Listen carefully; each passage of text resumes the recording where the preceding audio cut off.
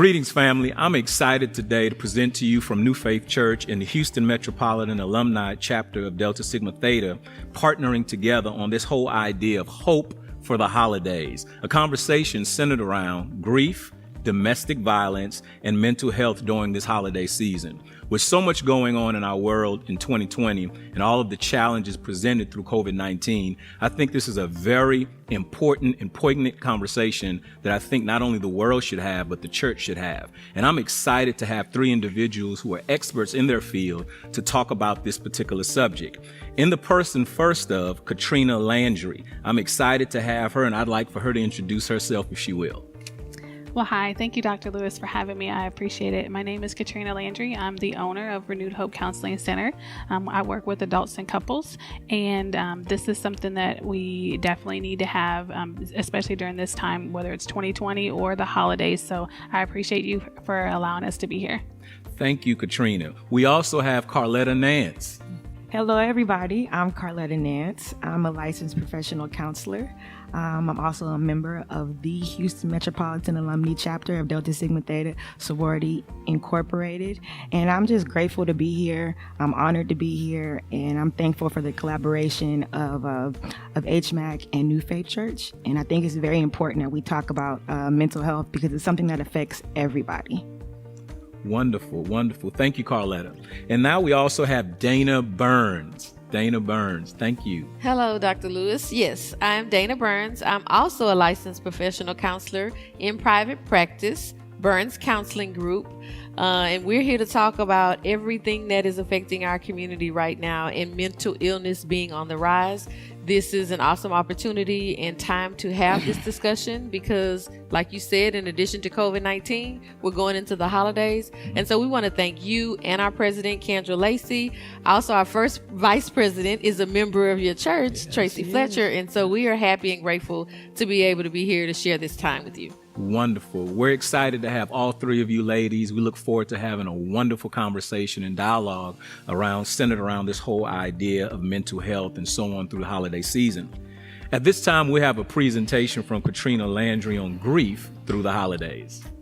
Hi, thank you. I wanted to talk to you about grief. I'm going to go over a couple of things. One is kind of what is grief? What does it entitle? And so one of the things when we talk about grief is that it's a loss or a change in, it's a conflictual change in a loss of either a relationship or behavior. And to make it a little bit more simple, it's basically saying, hey, sometimes I struggle with how I'm feeling about a particular loss. And that could mean a conflictual feeling could be, I'm sad that I lost my grandparent, but I also understand that they're in a better space or they're no longer hurting. So there's some conflictual feelings that we have when we deal with grief. Loss can be a loss of a person, place, or thing. So things that bring meaning to you as well. So there are some experiences of loss that can produce grief, and I'm not going to go through all of them, but there's a few that I think that I'm going to kind of throw off the cuff that we don't necessarily think about. One, we think about divorce is one that is considered a loss, and then we have the normal ones where we feel like it's a loss of a person. However, there's also the loss of a pet. There's a loss of, sometimes people view grief when getting married because they lose a loss of independence. And so now I'm having to change, again, the loss of my lifestyle, the things that I do. And so that can also consider some type of grief. When we think of major health issues, that's a loss of changing of our lifestyles. Health conditions can also be one. But I think this year, especially, we've experienced the loss of our normalcy. And so we've had a significant loss in regards to normalcy of attending graduations or baby showers or weddings or even being together for the holidays. And so we are really feeling that type of, hey, we're changing. We're having some conflictual feelings of, yeah, I want to be safe, but I'm missing the longing of our normalcy and being together and enjoying one another. So that's things to consider when we're talking about grief. What does grief look like and what does it feel like? I often use grief in the analogy of water. One, because I like water, and two, because it's very applicable. So we will experience grief in what we may have waves. They may be softer waves where we have a passing thought of someone and we're feeling sad, and they can also feel like tsunamis. They are the ones where I want to be under a rock and put another rock on top of me. And so one of the things to be mindful of when we think about what grief looks like is that it's different for everyone. No matter what type of grief we have, again, even if we have something that's a similar type of grief, we experience grief differently. And so someone may experience it more with sadness, some may experience it more with withdrawal, some may experience it more with anger. And so just being mindful that your grief can be experienced differently. When we're looking at the different kinds of grief, like what would it look like? Sometimes it's seen in forgetfulness, having difficulty concentrating, and you can have change in appetite, but moods also change. So being mindful of that. The difference between sadness and anger. Sadness looks like we again have, we may have insomnia. We may have some struggles with either more sleep or less sleep. We have changes in weight that happens. And then we also have those spells of crying. We even may have some suicidal thoughts, maybe thoughts that we may want to be with that person that we've lost, or that life is harder now with this person not being here. And so again, those are all common things that may happen when we're experiencing grief. When we look at anger, sometimes anger can come out as maybe we're more irritable with people. We may come out as being more agitation in interactions with others. We may even be fighting, maybe not physically, but argumentatively. We may find those things. So just be mindful when you know someone's experiencing grief to see if you start to see some of those changes, because we want to give grace for those, but also understand that that's part of the process. When I want to talk about a little bit about the difference between normal signs of grief and then the clinical depression type of grief. So normal signs of grief are when we're looking at, you're still able to work. You have moments of sadness. They could be for parts of the day, but we also can experience happiness in different parts of the day as well. Again, we may have the suicidal thoughts, but they're passing. They're less likely to be something that you are seeking out or looking for ways to be able to do that. You are still able to be interactive with others, and you're still able to concentrate and complete tasks. When we're looking at signs of clinical depression, that's going to be more when we're looking at people are having much more difficulty leaving the house or doing daily routines of getting up out of the bed. And we're looking at suicidal thoughts, even actually having plans to carry those out. We're looking at difficulty in concentrating, and there's sadness, there's crying, and these are not just the random times that they happen. These are times when they are most days and most all day. That's what changes it from being what we think of just the sadness that we have that normally comes with grief versus the clinical depression. So just because someone is sad and they're crying and it comes out of what we feel like comes out of nowhere doesn't necessarily mean that they're clinically depressed because of grief. Allow that space for them to feel those particular things. So here's some ways that we can try to cope with grief during the holiday. One is find some ways to honor the person that you've lost. Yeah. If there's someone that I know, some clients, like one of mine likes, one of their parents likes a particular flower. So during the holidays, they would do that. Or maybe if there's a particular dish that you and your parent or someone, your loved one cooked, could you still do that in their honor? So find ways to honor that person. The other thing is, it's okay to say no. It's okay to say no. You're not okay to go to some of the holiday functions. It's okay to say no. I'm not as interactive as I used to be. It's okay to say no. It's not okay to always say no. So again, this is where we want to have that balance of know yourself, allow yourself the space to feel, but also don't completely isolate yourself so that you are not interactive at all. So, but know that it may be a lot to be around a lot of people during the holidays. So you may want to do it in smaller increments. Plan ahead, plan and see, if you're able to go for a little bit or what's comfortable for you, what things are going to be triggers for you that may spark some things that may be difficult. Have some support system around you. And so that's going to be really important too. So that kind of goes into, what does your support system look like? One of the things is, what do you need and who can do it? So if you need someone who's going to listen, Do you need someone who's going to laugh with you?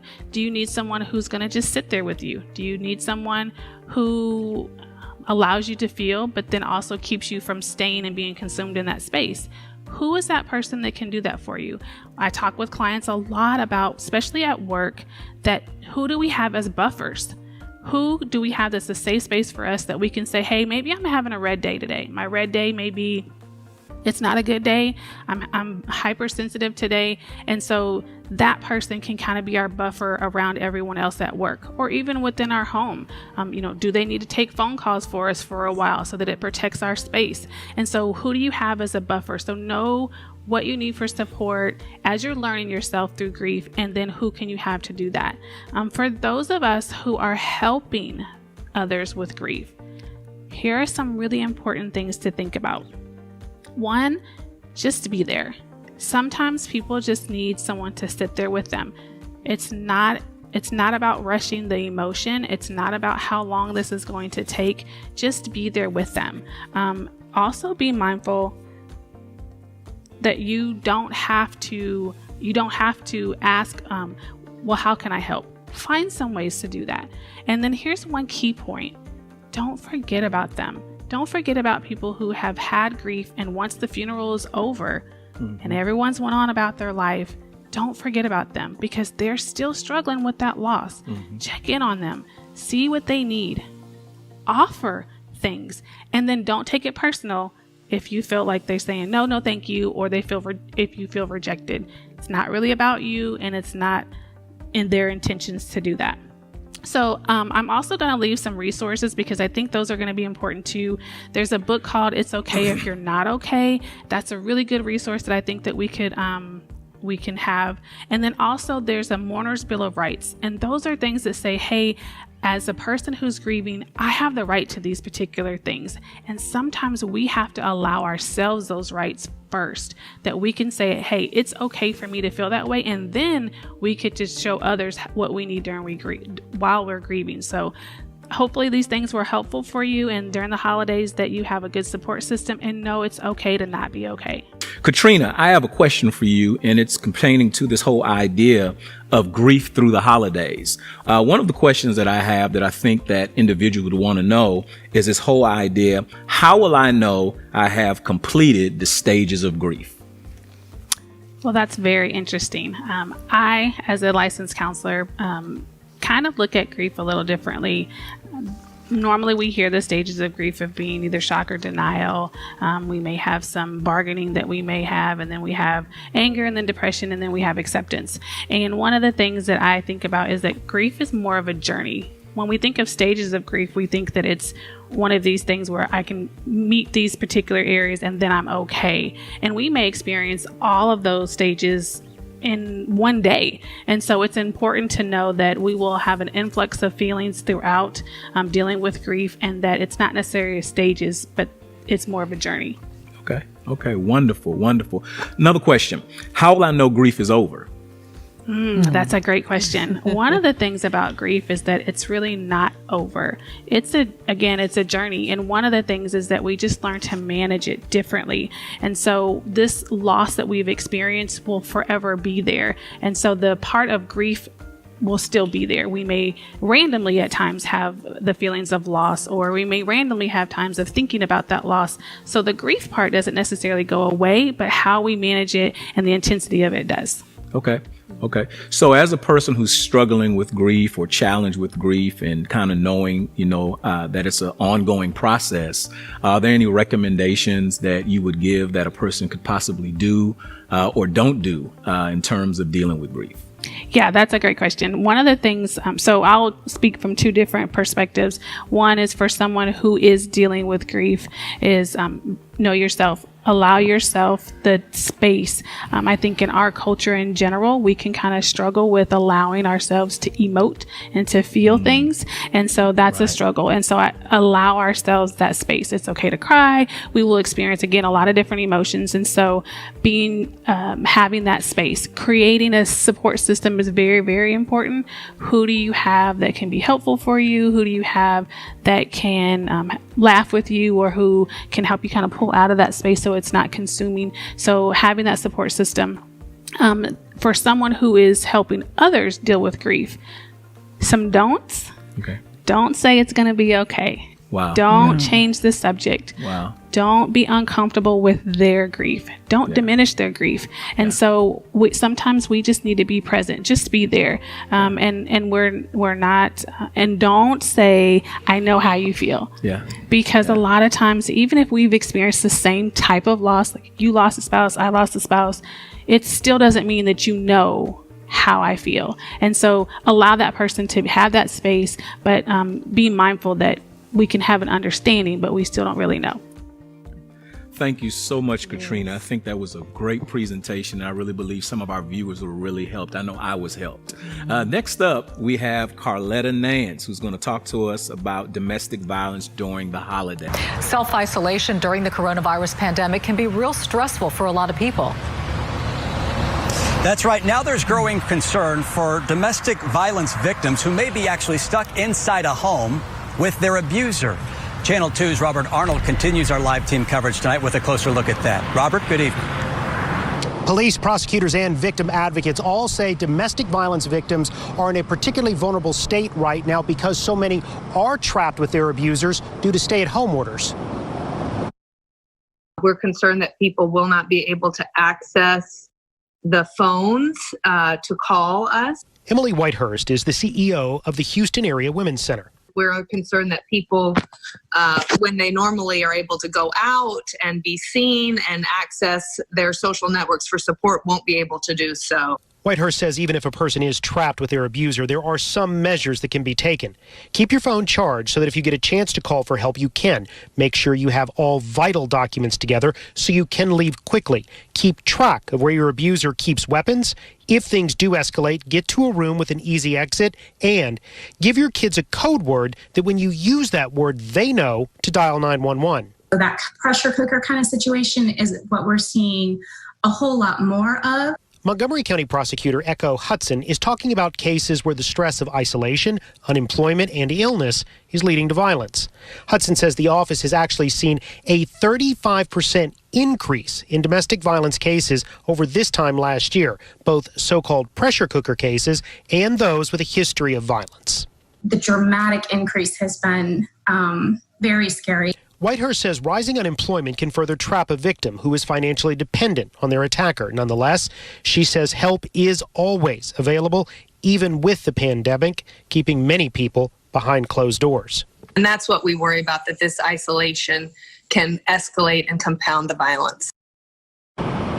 Fort Bend County prosecutors say they have seen a 25% increase in these cases from this time last month and a 50% increase from this time last year. Houston Police Chief Art Acevedo says his department's also seen an increase in these calls. However, HPD has yet to release any official numbers. Officials with the Harris County DA's office say they have not seen an increase overall. Galveston prosecutors say their numbers remain consistent with the same numbers this time last year. And officials with the Texas Department of Family and Protective Services say there's actually been a slight decrease in the number of calls to the statewide abuse hotline. However, in these cases, the concern is with so many domestic violence victims being trapped with their accusers, they can't call for help and they are not leaving the house. Therefore, there are not all these extra eyes on a person who can in turn make that call for help on their behalf. Reporting live from downtown, Robert Arnold, KPRC, Channel 2 News. Thank you, Robert. Okay, so what I want us to understand too is domestic violence is something that is not always just physical, right? That's the first thing we kind of think about when we hear domestic violence. We think automatically physical, but honestly, it is a host of other behaviors that really deal with power and control. So it can deal with manipulation, it can deal with harassment, it can deal with stalking, name calling, psychological abuse, stealing your car keys, stealing your wallet, controlling your funds, humiliation. All of those things are abuse. And it's interesting because I used to work with the offenders. A lot of time there is a lot of support for the victims, as there should be, right? But I worked with the offenders. I worked with the guys or women who were charged with assaultive offenses. And the first thing they would say is, well, I'm here because of the courts, but I've never put my hands on a woman. And I would always challenge them to understand, you're saying that as if that's like a badge of honor, or that's even better than other types of abuse. And so we talk about in those classes for the offender accountability and how there is a host of behaviors, again, like I just listed, that you are doing as abuse. It's also making you more self-aware of your toxic behaviors. And I think that's something that we all have to understand, is that some of our behaviors are very toxic, which then end up leading into abuse.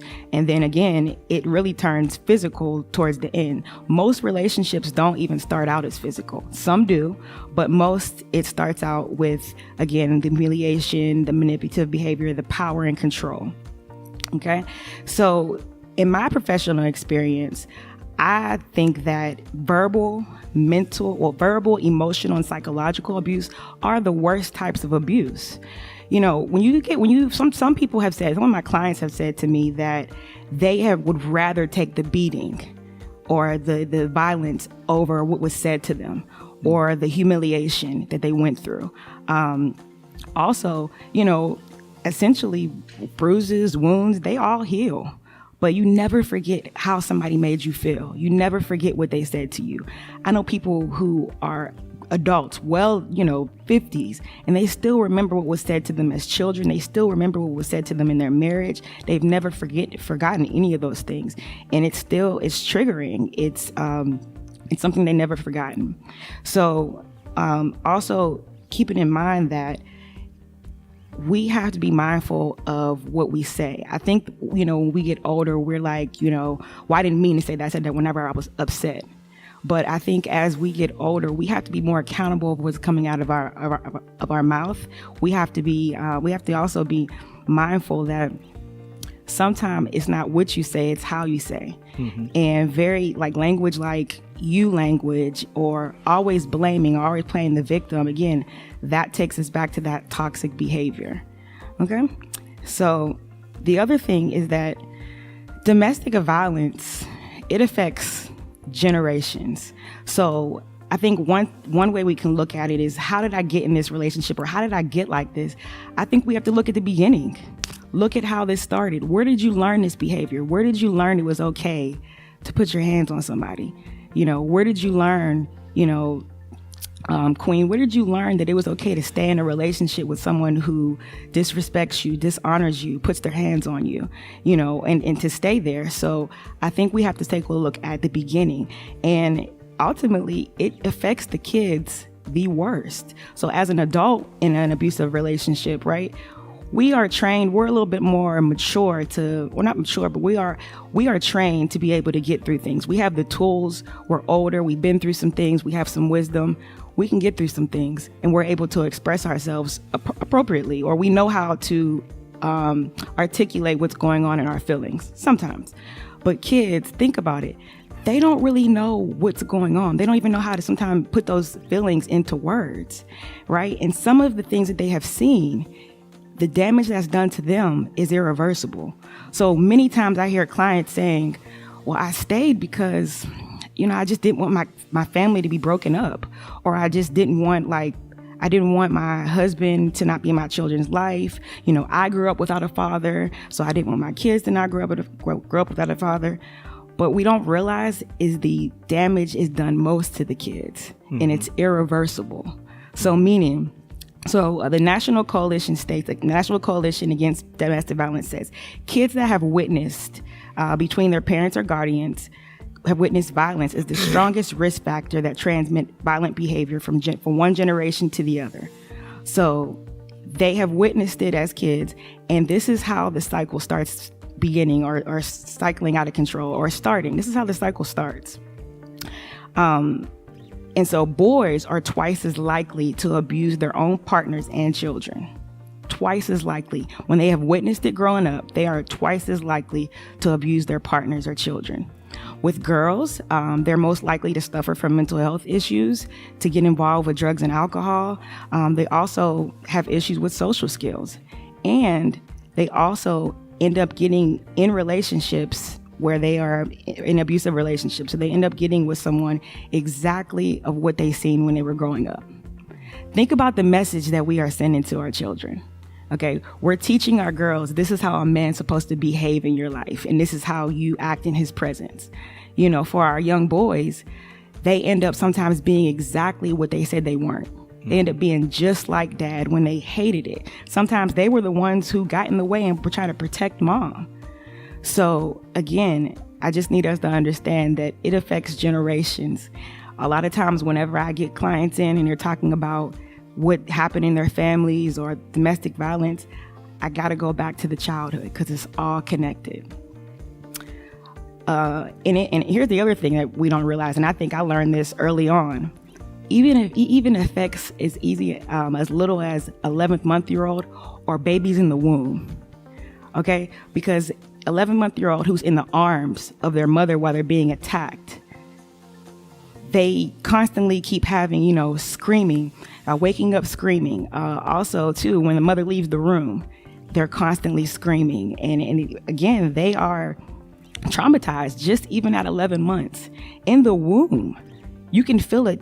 It's been reported that they crunch up when they hear, their heart rate goes up too when they hear a lot of screaming and crying and when the mother is emotionally upset. So we think that sometimes our kids don't see it, they don't hear it, we try to close the door. But again, kids pick up on everything. Kids are almost sometimes Xerox copies of their parents. This is a learned behavior. So they truly understand and they watch everything they want to do. They watch everything parents do. Most boys want to be just like their dads.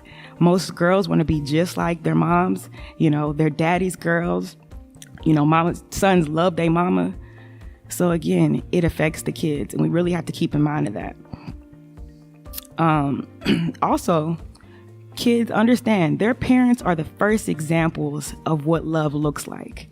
As they start dating and become teenagers or even just adolescents, even just young, what they seen growing up. So if they didn't see it or if they did see it, and if it was abusive, this is what they learned. This is what they understand of what love is. And as we go into our clips, you'll understand why people have stayed, because again, this is what they seen. They didn't know any different. And what us parents have to keep in mind is we expose our children to this type of violence or abuse, right? And then we don't have the conversation. We have no conversation of what exactly is going on, what happened when dad's leaving, what's going on. We just kind of say, we're trying to protect them, right? We're trying to, they're not ready for that, or they're not going to understand, or I just don't know how. A lot of parents don't know how to have these conversations, but we have to. Because that small part of having the conversation and essentially getting them some help can break the cycle. That is what we need to do. We really want to break this cycle because, again, it affects generations. So I want us to kind of go into pretty much how the cycle of how it happens in a relationship. So the cycle of how it happens in a relationship, and essentially you might get someone who's charming. And let me just be clear. Men can also be affected by domestic violence. So this is not just solely to women. Men can, and I actually had an opportunity to counsel a man who wasn't with me long, but he was a battered man. And the way it happened with him is power and control. The woman that he was with, his partner, went on his job and caused him to actually lose his job, which then his financial situation was pretty much he was on unemployment, and she collected the check, so she was in charge of everything. I mean, he had a tracking on his phone. He was pretty much intimidated her children, her adult children intimidated him and pretty much threatened him. So that was a way that she was able to kind of keep him together, power and control. So going back into the cycle of how it starts, the honeymoon phase, they're very charming. They want to win everybody over. They're saying, sending flowers, cards, bringing you gifts every time you see them, very charming, but also very manipulative. Keep in mind of that part, very manipulative. So even to their homeboys sometimes, they're always kind of talking about they're the victim, what the woman does. Never really takes accountability of any of their behavior. right? And so the victim sometimes sees these red flags early on, but wants to believe that, this is the way he loves her. So initially he might be calling you all the time, might be always checking on you, text messages, very angry whenever you're not responding fast enough. Again, he wants you to spend all his time with you. So he essentially wants you to be his world, and you do not really have a life outside of him. Okay. And then you start to, after the honeymoon phase, you really have probably seen him get angry. And that's where I feel like you really start to get to know somebody in a relationship the first time you see them get angry, right? Mm-hmm. So the tension starts building, and that's the next cycle that we'll go into. And, the abuser is very edgy. Another way of intimidation is to completely shut down. So then what that does to the victim is like, I'm kind of walking on eggshells. I don't really want to say too much.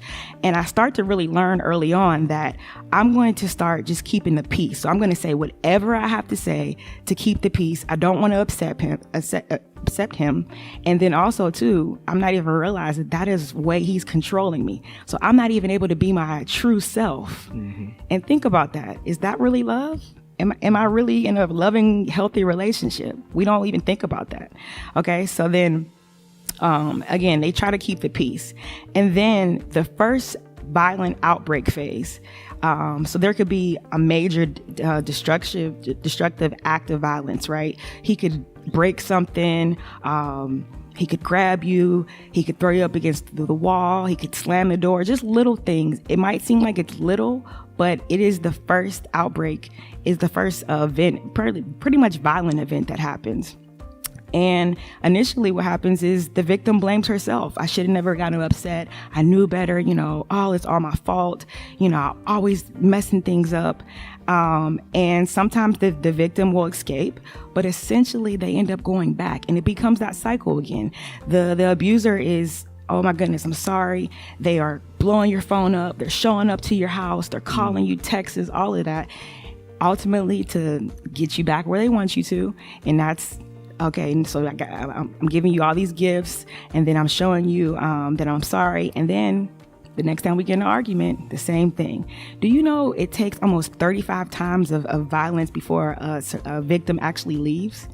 That's what they've said. That's what researchers said, that it takes years before they actually leave. So that goes into my next segment, is just pretty much the most common response with domestic violence is people always wonder, why would you stay with someone who did this to you? And why would she stay? Typically they think that maybe she's not really being abused, or did he really hit her? I don't know if she's really being abused, because I can't see myself staying in that. Okay. And so typically I want us to understand that it's a survival tactic of why sometimes we stay. We're trying to stay for our kids. We're trying to not die, because we know sometimes that if I don't do what he says, he's threatened to kill me, and I believe he will. But I also think we have to understand that is not a time for us to go numb. I think sometimes the victims go numb. They just get through it. I think sometimes as family members, we don't really want to get involved. We don't know what's going on, or we don't want our loved one to isolate us. We don't want, we just kind of try to stay neutral, but we know something's going on. And I'm a firm believer that if you see something, you got to say something. So there was a hashtag that was on Twitter and also on a lot of social media. It says, "Why I Stayed," and where a lot of victims are sharing why they stayed. And I want to read some of them will be on the screen. But one said, "Why I stayed. I tried to leave the house after an abusive episode, and he blocked me. He slept in front of the door the entire night." Why I stayed. I stayed because my pastor told me that God hates divorce. It didn't cross my mind that God hates abuse too. I had to plan an escape for months before I even had a place to go and money for the bus to get there. Why I stayed. I stayed because he said he was sorry, and I trusted that it meant it wouldn't happen again and again and again. So I just want us to realize sometimes that it's not always just so easy to leave. It's actually, that's the most difficult, that's the most really scariest time. But I do believe that when we leave and we start trusting ourselves, that, and also, so while we're in the church, we got to really start trusting God. I don't believe that is God's will for us to stay in relationships like that. I know old school is that we don't get divorced, but I think it's important for us to say now is that I don't think that's God's will to be in a relationship like that. And I think we have to start trusting ourselves, and that is where we allow God to give us everything that we don't have. And just going back to my last part, I am going to list some resources in Houston that you can, if you know anyone that's been affected by this, some resources that can help you, places you can go, support groups, all of those things, legal help, because again, finances. I was not the breadwinner. I stayed at home. That's what he wanted me to do. I stayed at home. I took care of the kids. It's not so easy to just leave. So I think I want us to all just understand that and just to be able to support somebody. The last thing is supporting someone who's going through this. So 5 steps to support somebody. They'll be on the screen, but it's also actively listening and not judging, right? A lot of times it's like, girl, you better get out of that. It's not that easy. So sometimes I just need your ear. I just need you to talk to me sometimes. Sometimes I'm not even going to mention it, but I'm calling you. I need to talk. I need you to answer, right? Saying, you know what? I'm so sorry this happened to you. This was not your fault. Because a lot of times the victim is going to blame themselves. Instead of pushing somebody to action, ask them how you can support them in their choices, because sometimes they're not ready to leave. They're not even ready to call the police. And times like this, it's all kind of difficult for us to want to call the police, as a result of what's going on in the world. But again, if they're not ready to call the police just yet, ask how you can support them in their choices. Educate yourself on available resources. Like I said, it will be on the screen in this segment. And then also helping them make a safety plan. In the video that initially played at the beginning, it listed some steps of, what you can do with your kids, and just as a victim, what you can do as some safety tips. But again, helping them make a safety plan as a way to minimize harm and risk is some good tips of how you can support a friend that's going through this. So. Wonderful. Carletta, I'm really excited about the fact that you brought up the whole idea of domestic violence and some of the things that I think happen in church, because I think one of the challenges of church is that we don't talk about domestic violence enough. Mm-hmm. And many of us don't really understand some of the red flags that potentially are there in church in terms of domestic violence. So if you will, what are some of the red flags, issues that can indicate that a man or a woman could become abusive? So thank you for asking that. So I think, again, it goes back to the isolation, the control. You may have never been at their house. Mm-hmm. They may have never even invited you over. I think also you've never really seen them away from each other. And again, marriage couples, they're really connected. They don't really go too much, outside anywhere outside of each other.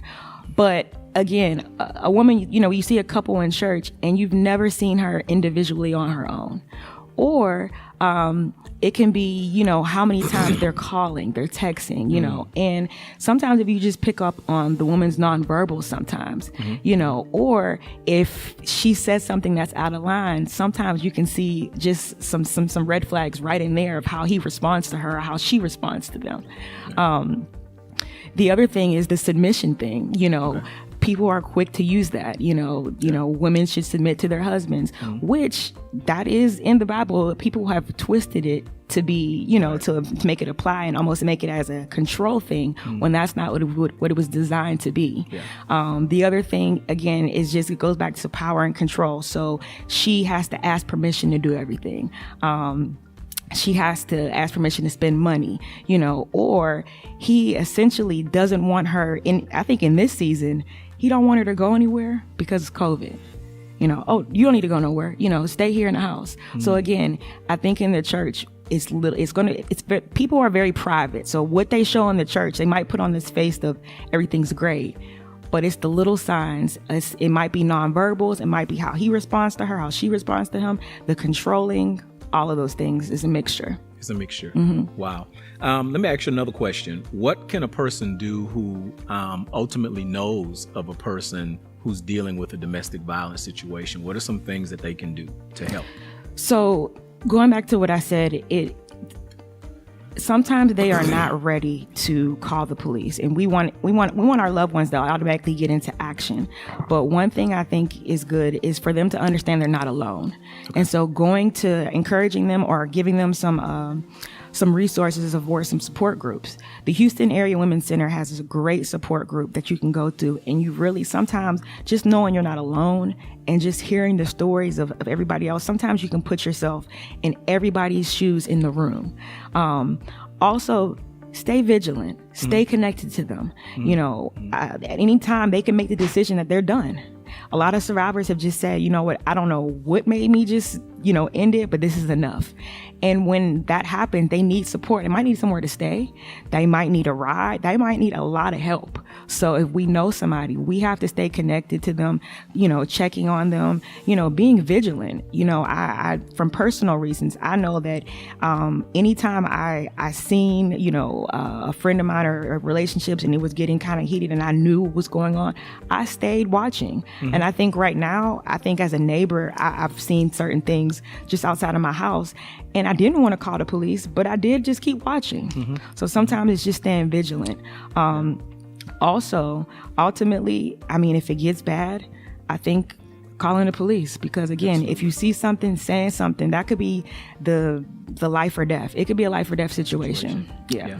I think one of the things that you mentioned that I think is important to kind of, dissect and talk about is the whole idea of the church's role and responsibility, especially when you talk about tradition of staying together in domestic situations. I think, the church has evolved very much. And I think from a theological perspective, the church talks about reconciliation a lot. And so people misinterpret reconciliation. In a domestic violence situation, we always talk reconciliation, but reconciliation could be separate and you going to get the help that you need. Yes. And so I think it's really important from a pastoral role that I help our members and those who are viewing to appreciate the idea that you can also reconcile in two separate homes and the other person's getting the help they need, especially with domestic violence. I want to add one more thing to what you just said, because it just triggered me to say this. So a lot of times I need for us to understand that abuse is not going to stop unless someone gets help. That's right. Also, they also say when they stay in a relationship with that same partner and do not get the help, it may stop for a year, for 2 years, but ultimately it is a cycle. And that person, both parties need help if they plan to still stay in the relationship. Absolutely. Carletta, thank you so much. Thank you so much. Next up, family, we have mental health during the holidays with Dana Burns. Thank you, Dr. Lewis. I'm just sitting here loving the conversation. I forgot I was supposed to be presenting next. And I think this is the best place to be having this conversation. Right. Because when there is faith, sometimes there is stigma connected to the mental illness piece, because, historically, sometimes we've been told just pray about it or just talk to your pastor and go get some pastoral counsel. But sometimes there are things that are outside of the realm of what praying is a useful tool. I'm all for prayer, but being able to refer people that we care about to other services that are available for all types of mental illness. So the conversation is very much needed. And this is what this panel is here to do, to start the conversation in our homes, in our communities, and have honest conversations about mental illness. So just to conclude and wrap up for all the good things that have been said, is that mental illness is on the rise. For obvious reasons. The elephant in the room is COVID. And so this has always been a challenge for us, but it is on the increase because of everything that's going on in the world right now. So I just wanted to talk a little bit about some of the top ones that we hear a lot about, which is anxiety, depression, which Katrina talked about a little bit, as well as suicide. It is outrageous, the rise in the number of people who are taking their own lives right now.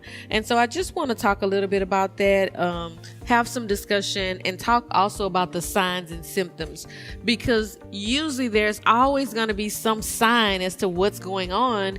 And now that everything is slowed down, we're not so much in a place where we're doing everything else. So hopefully we can pay a little bit more attention to what's going on with people.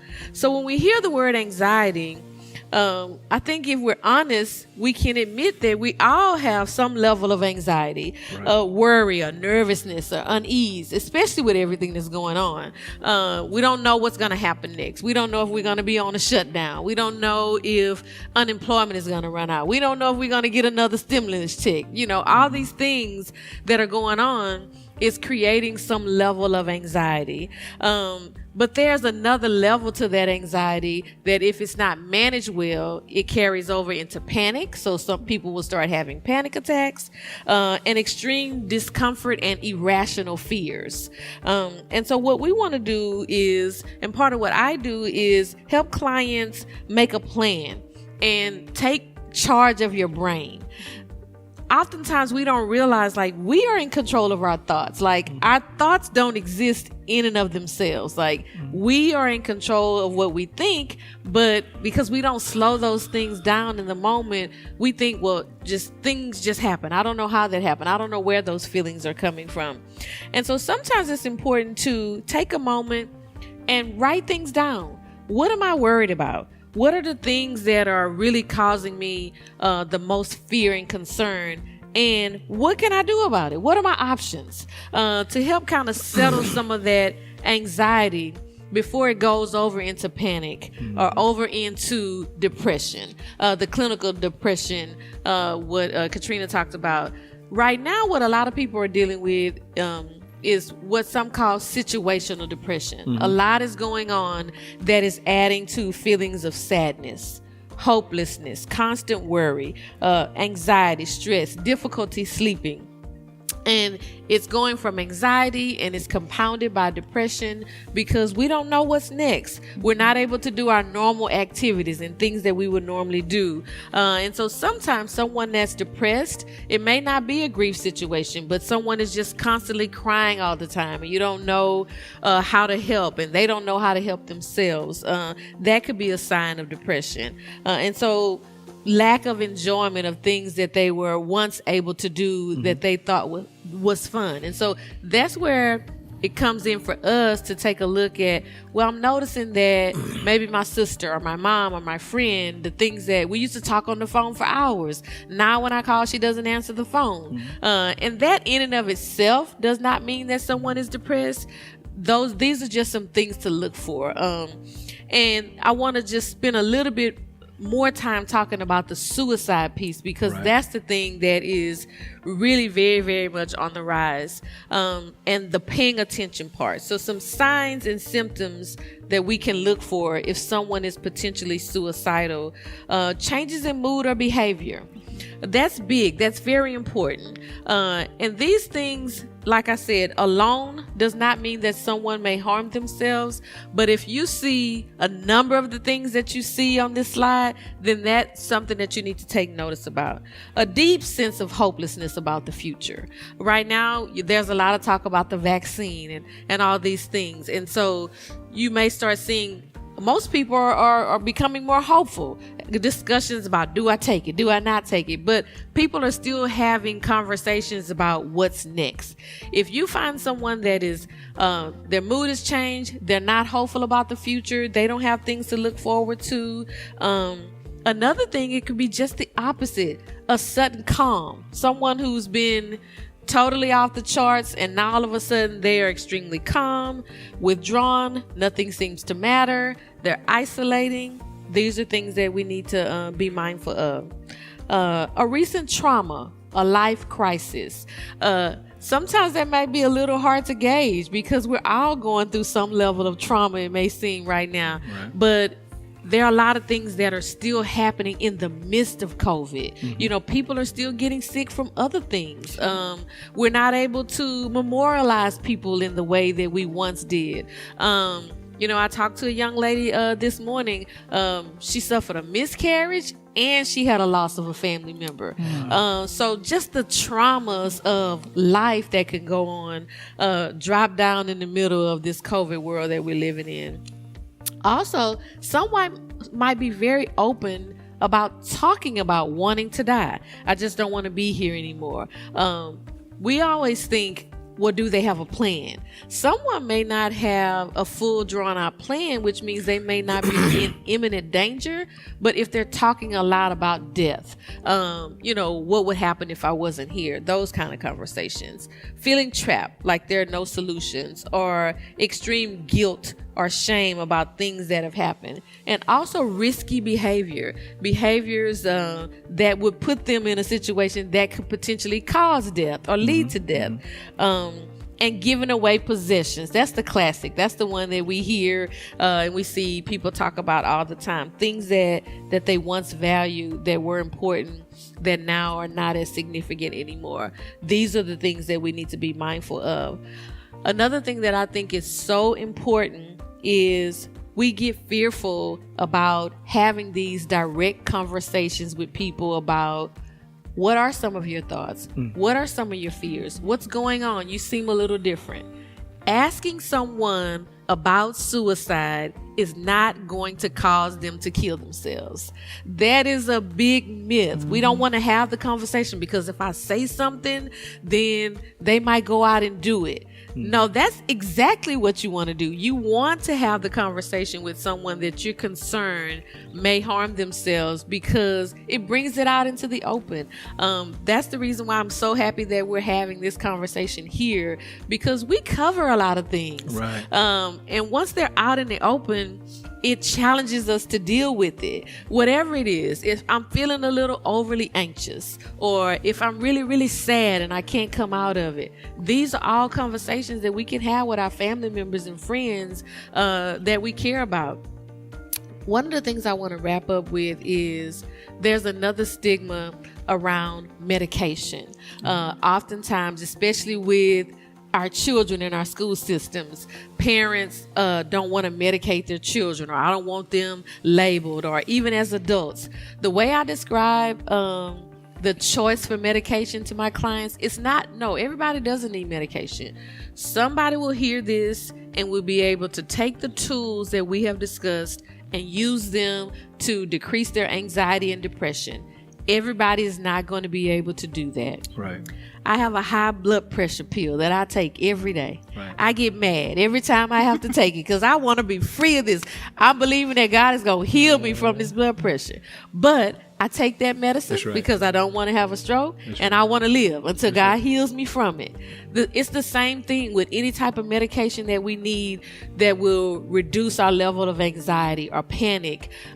Sometimes we need a little help. Right. And I believe that God uses the gifts that he gives us, whether it's to sing a song or play an instrument or to create these medications that help us so we can be better. It doesn't mean that you have to take something for the rest of your life.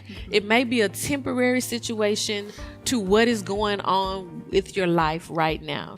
And so I try to educate my clients about medication is not a death sentence. It's not the end of the world. It may just be something that will be helpful right now. And so hopefully this information was helpful to start the conversation in your family.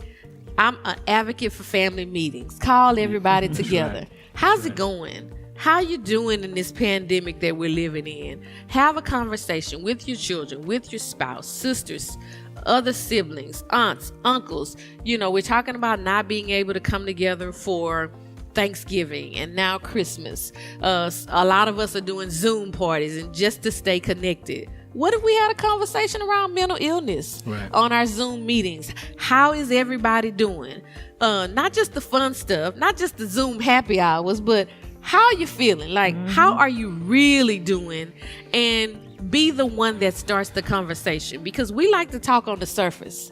You know, oh, I'm doing fine. You know, blessed and highly favored. You know, all those things that we like to say. But what if you could be the one that starts the conversation and says, you know, I'm not doing too well. I'm struggling right now. I'm having a hard time getting out of bed. I don't know what the future looks like for me. Be the one to start the conversation. Absolutely. So, Dana, let me ask you two questions. Okay. So if I have a family member and I'm under the impression that they may be having some mental health issues, what should I do? What are some things that I can do? So again, like I just said, make sure you're having the conversation. Ask them, what's going on with you? Like you've already heard, how can I help?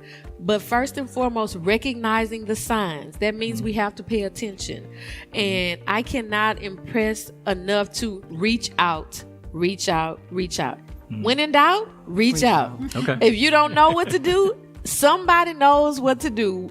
I tell people all the time, the internet is a powerful tool. Absolutely. If you don't know who to talk to, Google it. We are available as a resource. I was so happy to hear that your church has a mental health team that is available not just to the church but to the community. Yeah. So reach out, be supportive, be direct with the questions that we talked about. If someone is in a crisis, they are not to be left alone. If you recognize that someone is in a dangerous situation, don't leave them alone. And also, don't just give the instruction about, girl, you need to get you a therapist. I see a counselor, you need to get you one.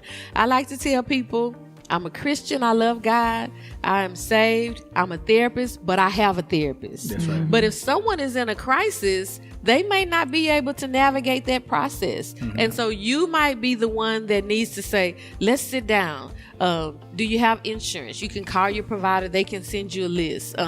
Is this something you're going to be able to pay for? Do we need to find community resources? So helping someone navigate through that process. Wonderful. Listen, I have one last question. So you did touch on it a little bit about this idea of what should be done in a crisis. If a crisis is currently happening, how should a family member address that crisis if it's happening in their presence? So depending on the type of crisis, if it's a situation where someone needs to be hospitalized or they need some care that you cannot provide, if they are not in what we call imminent danger, which means immediately something horrible could potentially happen right now, harm to themselves or someone else, and you can get them to somewhere, Bentop Neuropsych Center or somewhere else that's a facility, then you want to take them somewhere that they can get some help. If that's not feasible, then call 911. If you're calling 911, you want to be clear that this is a mental health issue so they can send the right people to the scene. We see that all the time. People end up harmed because they send an officer or someone who is not trained to handle the situation that's going on. Absolutely. So call 911, give them the details, and let them know that you are concerned that this is a mental health issue so the person that's coming to the scene can be prepared to handle what's going on. Okay, wonderful. Well, listen, ladies, I have been quite helped today. I really believe that our viewing audience has been helped also. I think this whole idea centered around grief through the holidays with Katrina Landry, and then domestic violence during the holidays with Carletta Nance, and then finally mental health during the holidays with Dana Burns has been a tremendous help to our community, to the District K area, and even to our family members and friends. Let me just add one quick caveat. I think it's important that individuals get the mental health counseling that they need. I think that they need to sit with a counselor, but I also think from a biblical perspective, you need to sit and spend some time with God. I think it's really important when I think about Exodus chapter 3, when Moses was dealing with the children of Israel as they were fleeing from Pharaoh. They were under a lot of crises. They were under a lot of mental health issues and challenges.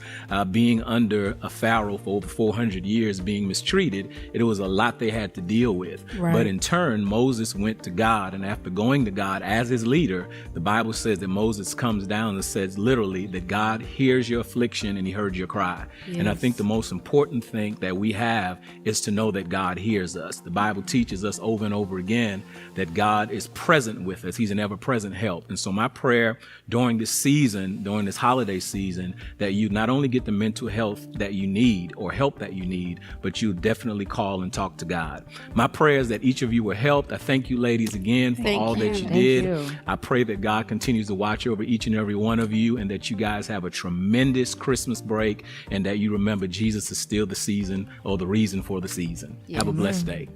Thank you. Thank you.